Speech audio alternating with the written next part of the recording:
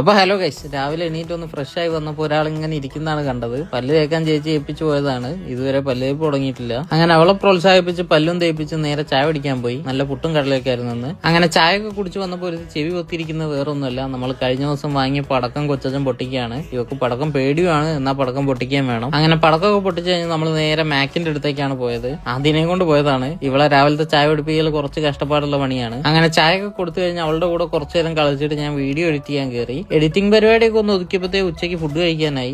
ഇന്ന് ചേച്ചിയുടെ വക നല്ല ഗീ റൈസും ചിക്കൻ കറിയൊക്കെയാണ്. ഫുഡൊക്കെ കഴിച്ചു കഴിഞ്ഞിട്ട് നല്ലൊരു അടിപൊളി സിനിമ കണ്ടു. ആഭ്യന്തര കുറ്റവാളി എന്നാണ് സിനിമയുടെ പേര്. അങ്ങനെ വൈകിട്ടൊക്കെ ആയപ്പോഴത്തേ ഒരുത്തി അമ്മിയമേൽ പുല്ലൊക്കെ ടരക്കുകയാണ്. ഞാൻ അപ്പോഴേ ക്യാമറ എടുത്ത് വന്നുകൊണ്ട് കുറച്ച് നല്ല ഫോട്ടോസ് കിട്ടി എനിക്ക്. പിന്നെ രാത്രിയൊക്കെ ആയപ്പോഴത്തേ അളിയൻ വന്നിട്ടുണ്ട്. ചേച്ചിയൊക്കെ ഒന്ന് പോവാണ്. പുറത്ത് നല്ല മഴയാണ്. മഴ കുറയുമെന്ന് വിചാരിച്ചാണ്, പക്ഷെ മഴ കൂടുകയാണ് ചെയ്യുന്നത്. ഒരുത്തി ഇതേ കണ്ണടയൊക്കെ വെച്ച് പോകാൻ റെഡിയായി നിൽക്കുകയാണ്. ഇത്ര മഴയത്ത് പോണ്ടാന്ന് പറഞ്ഞാണ്, പക്ഷെ അളിയന് നാളെ ഓഫീസ് ഉണ്ട്. അങ്ങനെ അളിയൻ പോയി വണ്ടിയൊക്കെ എടുത്തിട്ട് വന്നു.